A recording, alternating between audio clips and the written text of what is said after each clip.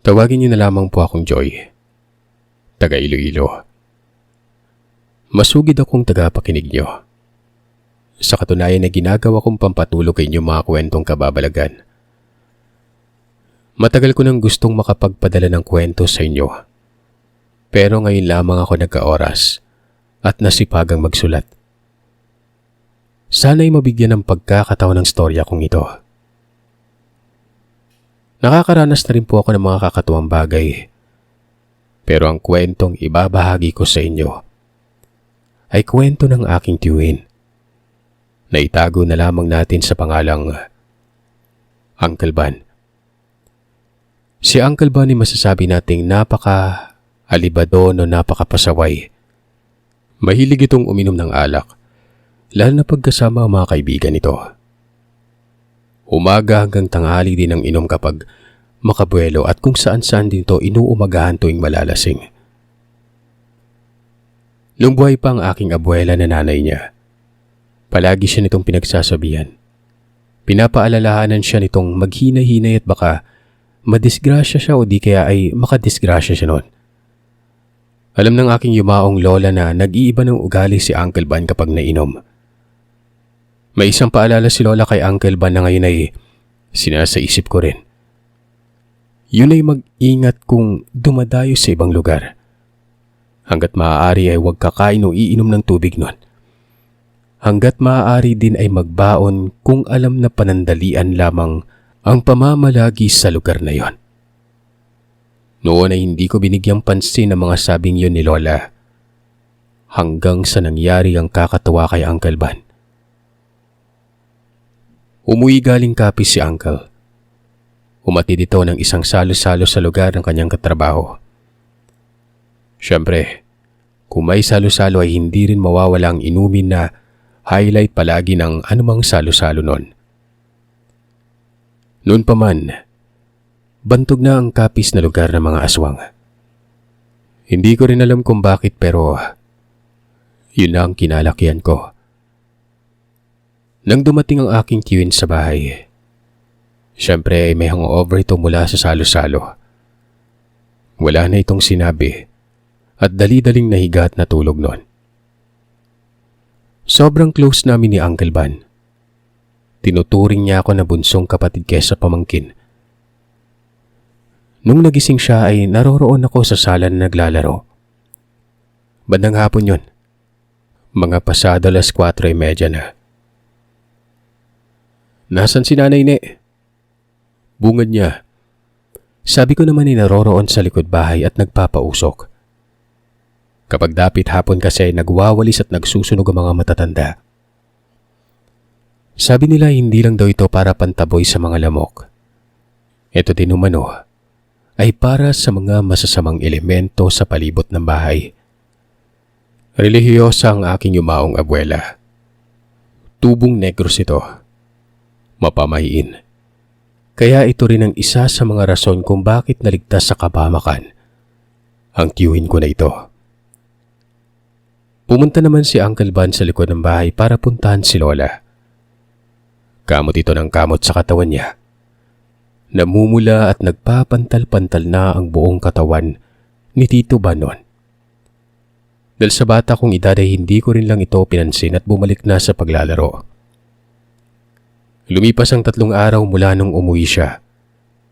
Sabado na umaga, ipinatawag ako ni Uncle Van sa bahay sa kadahilan ng magpapamasahe siya kasi ang bigat umano ng pakiramdam niya. Pagkarating ko, nakita ko siyang nakaupo at nakatalukbong ng kumot. Nilalamig daw siya kahit wala namang lagnat nun. Bukod pa dun, Sir Seth, dura din siya ng dura nun. Pagkatapos ko siyang masahihin ay natulog na siya nun. Doon na lamang din ako nagstay para maglaro. Hapon na yun at tinutulungan ko si Lola na mag-ayos at maghanda ng hapunan. Biglang tinawag ni Uncle Van si Lola at nagrereklamo ito na napakainit daw ng pakiramdam niya at parang sinasalang siya sa apoy. Napakakatiri umano ng buong katawan niya noon. Ang kate ay parang nasa loob ng katawan niya dahil kahit anong kamot niya ay hindi nababawasan ng kati na yon. Dura siya ng dura kasi napakabilis umano niyang maglaway. Sinabi niya rin kay Lola na parang gusto niyang lumabas ng bahay tuwing sasapit ng hapon.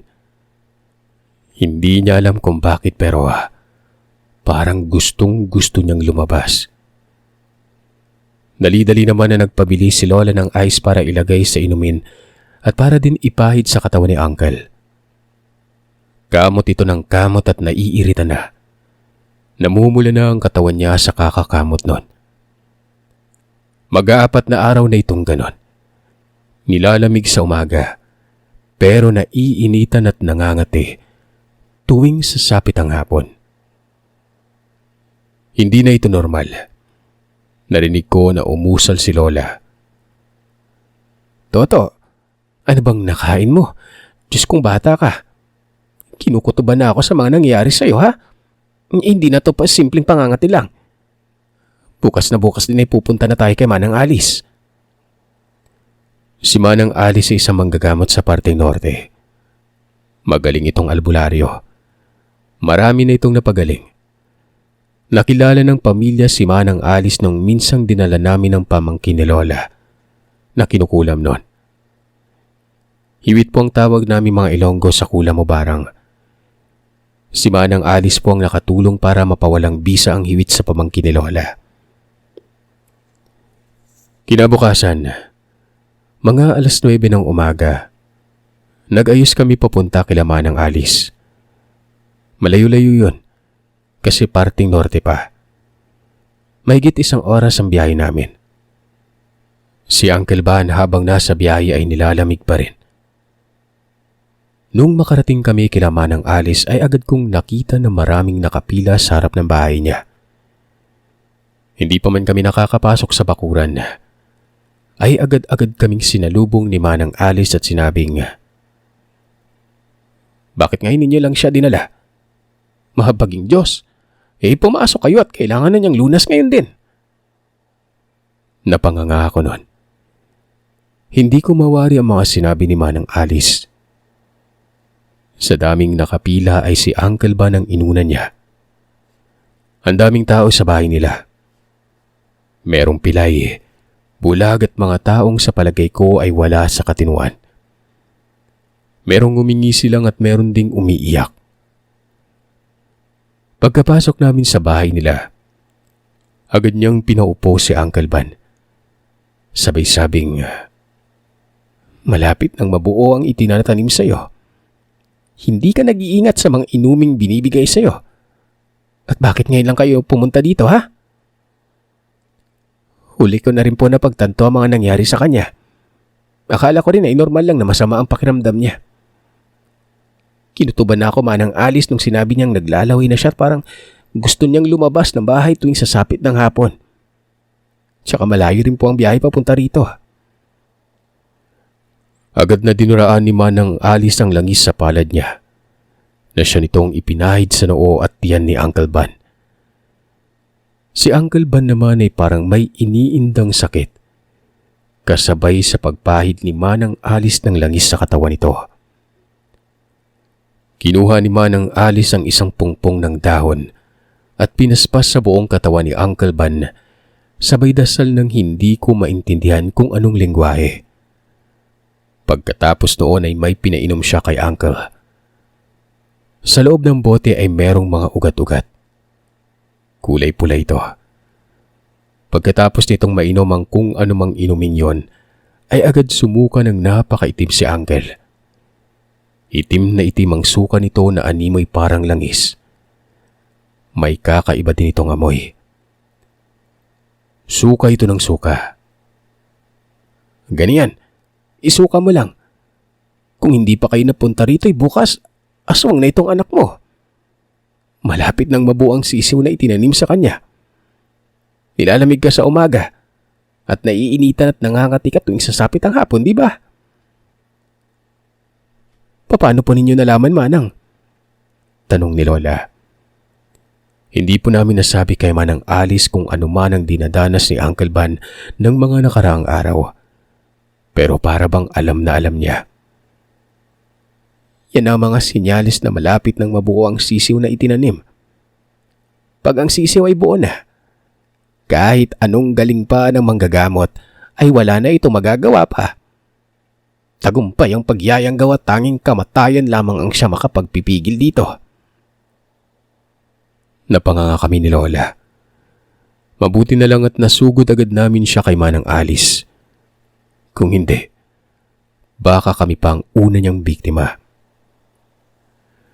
Nasabi rin ni Manang Alice na naisalin ang laway ng aswang sa pamamagitan ng inumin, na hindi raw ito namalaya ni Uncle Van dahil sa sobrang nag-i-enjoy umano siya noon. Wala pa kaming ikinikwento sa kanya ay parang alam na niya kung ano ang nangyari. Pinagsabihan niya si Uncle Van na sa uulitin, huwag iinom sa iisang baso lamang kapag nasa inuman. Mas mainam na may sarili siyang baso. Bago kami umuwi ay binigyan niya kami ng isang boteng may ugat-ugat. Gamot umano yun. Laman ito ay alak na mayroong mga ugat, tangkay, maliliit na piraso ng kahoy, uling at kung ano-ano pa. Inumin daw ito ni Uncle Van sa loob ng 7 araw. Pagkatapos ng 7 araw ay bumalik daw siya para sa cleansing kung tawagin. Sinunod ni Uncle Van ang payo ni Manang Alice. Hindi lang suka ang itim na itim nun, kundi pati rin ang kanyang dumi. Maitim na parang langis at kakaiba din ang amoy. Magmula nun, nag-iingat na si Uncle Van. At kahit dito sa lugar namin siya umiinom ay meron siyang sariling baso nun. Hindi na siya nakikiinom sa iisang baso lamang. Maging ako, ginagawa ko ito hanggang ngayon. Hindi ako umiinom gamit ang iisang baso lang.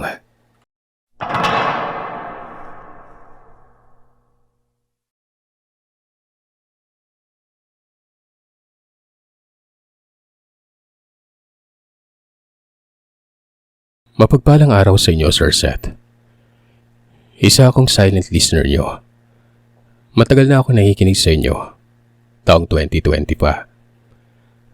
Katulad ng iba, naniniwala ako sa mga kababalagan at kung anuman na hindi natin maipaliwanag na mga nangyayari. Itong kwento ko pong ito ay mga karanasan ko at mga maiikli lamang. Pero gusto ko po sanang ibahagi. Itago niyo na lamang ako sa pangalang Bing. Kwento ito sa akin ng aking mama. Nangyari ito nung kakapanganak pa lamang sa akin. Meron daw sila mama na mga kabaryo o sinasabing purok na ngayon sa hindi kalayuan sa bahay namin noon. Itong mag-asawa po, ang sabi ng mga tao sa palibot, pinaghihinalaan nila na yung unang aswang ay yung matandang babae. Nanggaling sila sa Iloilo at lumipat sa isang lugar sa may Sultan Kudarat. Sa purok na yon, ang mga bahay na mag-asawa, doon talaga sa may bandang looban na may mga malalaking puno at sobrang madilim talaga tingnan. Meron po kaming bahay sa looban. Mga 3 agwat ang bahay sa kanila pero medyo malaki din ang agwat dahil malaki po ang lupa sa aming bahay. Meron din kaming tindahan doon sa highway bago po papasok sa looban. Tindahan na naging bahay na din po kasi gawa ng doon naglalagi ang mga magulang at kapatid ko. Ang isang pangyayari ay nangyari 1 linggo pa lamang akong pinanganak. Bumisita itong babaeng matanda doon sa may tindahan. Yung tindahan namin sa probinsya ay yung may sari-sari store tapos parang may mga inuman po pagpasok nyo. Uso kasi yan sa mga probinsya ng mga panahon na yon. Tanghaling tapat umano yon. Pinapatulog ako ng aking mama sa duyan na ginawa gamit ang kumot doon sa bandang inuman na yon. Kasi tanghali at wala namang tao. Nung nakatulog na umano ako, Pumunta si Mama sa likod kasi naglalaba din siya ng mga lampin ko. Hindi pa naman uso mga diaper noon. Maya-maya, merong kumakatok sa may tindahan. Ayo, ayo, ayo. Pabakal halo-halo. May benta kasing halo-halo si Mama noong mga panahon na yon. Meron din siyang barbecue. Sinabi naman ni Mama na mamaya pang hapon yon. Kaya bumalik na lamang sana itong matandang ito. Hindi umalis si Mama doon sa may likod. Parang isinigaw niya na lamang daw yung itinugon niya doon sa matandang yon. Wala naman siyang narinig na tugon sa bibili kaya akala niya umalis na ito. Subali ay na nga, Sir Seth. Tulog na tulog ako sa duyan. Yung pintuan noon kung nasaan ako, hindi nakasarado. Hindi naman kasi uso yung nakawan noon. Kasi maliit lang naman yung nayon tapos halos magkakakilala ang mga tao. Bigla na lamang umanong narinig ni Mama na umiiyak ako.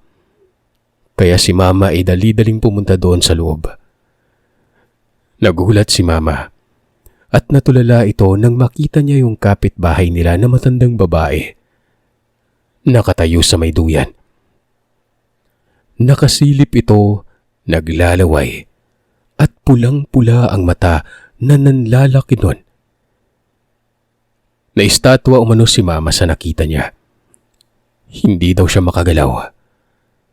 Tamang-tama naman na dumating daw yung tiyahin ko na nagulat din sa nakita. Ang tiyahin ko ang sigaw ng sigaw nun. Manang, anong ginagawa niyo dito? Bakit kayo nandito? Anong kailangan niyo? Doon ay parang natauhan umano yung matandang babae. Nagpunas ng laway. Tapos nagsabi na bibili daw sana siya ng pangmeryenda. Kaso hapon pa daw pala pwede. Hindi pa rin nakagalaw si Mama ng mga panahon na yon. Yung tiyahin ko na lamang umano yung kumuha sa akin sa duyan, gawa ng wala akong tigil sa kakaiyak. Umalis umano yung matandang babae na nakayuko nun. Grabe umano ng titig ng tiyahin ko sa kanya. Mataas kasi ang dunga ng tiyahin ko nun. Umuwi na yung tiyahin ko sa kanila sa looban kasi nga may hinatid lang kay Mama. Pinapatahan na daw ako ni Mama pero iyak pa rin ako ng iyak. Ilang oras na daw po yun at wala pa rin tigil kahit ano na lang ang gawin ni Mama. Hindi pa rin ako tumatahan. Gusto ni Mama na isugod na ako sa ospital pero inaantay niya si Papa o yung mga kuya ko para may tao sa bahay kasi galing ang paaralan ng mga kuya ko noon. 4:00 ng hapon, dumating si kuya. Inutusan ni Mama si kuya na sunduin yung tiyahin namin para masamahan yung mga kuya doon sa tindahan. Dahil dadalhin nga ako sa ospital. Nagmamadali na sumama yung tiyahin namin papunta sa tindahan. Nung nakita nila si Mama, umiiyak na daw po kasi nga namumutla na ako noon. Nung nakita ng tiyahin ko, naputlang-putla na ako sa kakaiyak. At ang lamig-lamig na ng mga paa at katawan ko. Bigla daw siyang sumigaw na, "Walang hiyang matandang aswang na yon." Sabi ng tiyahin ko sa panganay na kuya. Nasamahan siya para puntahan yung matandang babae. Ayaw naman sumama ng panganay gawa ng takot na takot kasi alam po ng mga kabataan doon yung kwento sa mag-asawa. Yung pangalawa ko naman na kuyang sumama nun. Sumugod ang tiyahin ko sa bahay na mag-asawa. "Hoy, lumabas kayo dyan. Ang tanda-tanda nyo na. Pati kami na kapitbahay pakikialaman nyo. Lumabas kayo mga walang hiya. Alam lahat ng mga tao kung sino kayo, pero hindi kayo pinapakialaman. Kung hindi kayo lalabas, pag gusto nyo ibalita ko sa buong Sultan Kudarat sa radyo kung ano at sino kayo." Doon lumabas yung mag-asawa. Parang nagmamaang-maangan kung ano o mano ang problema. Sabi naman ng tiyahin ko, huwag na silang magmaang-maangan dahil ultimong si tita. Nakita niya at huling-huli niya na siya ang bumisita sa akin noon, na ngayon ay hindi na matahan-tahan sa kakaiyak. Ikaw lang yung may gawa nito. Sumama ka at bawiin mo kung anong ginawa mo sa bata. Sumama naman umano ng matiwasay yung babaeng matanda papunta sa tindahan. Si mama ay nagpapanik na. Palabas na daw ng bahay para itakbo talaga ako sa ospital. Nang biglang dumating si tiyahin, si kuya at yung matandang babae. Sabi ng matandang babae, ilapag daw ako sa duyan. Nilapag naman ako ni mama sa duyan pero hindi pa rin ako tumatahan. Bumuka-buka yung bibig ng matandang babae na parang may binubulong. Binuksan yung damit ko. Ihip siya ng ihip sa kamay niya at nilagay sa may bunbunan ko at nilawayan yung kamay niya. Sabay lagay sa tiyan ko nun. Doon na ako tumigil sa pag-iyak. Tapos sinaplos niya yung mukha ko ng kamay niya. Bigla na lamang umano akong himbing na himbing sa pagtulog nun. Manang, bakit kami? Bakit mo yung ginawa sa amin? Wala naman kaming ginawa sa inyo. Sabi ng tiyahin ko. Humingi ng tawad yung matandang yon. Sabi niya, maputi at mabango daw kasi ako. Huwag daw sabihin sa iba mang nangyari at hindi niya na umano uulitin yon. Kumbaga, hindi daw talaga niya sinasadya. Pagkatapos noon ay pinagawan na ako ng pangontra ni mama at tiyahin. Mga ilang taon nang nagdaan, namatay ang matandang babae at may usap-usapan na isinaling niya ang pagiging aswang niya sa asawa niyang lalaki.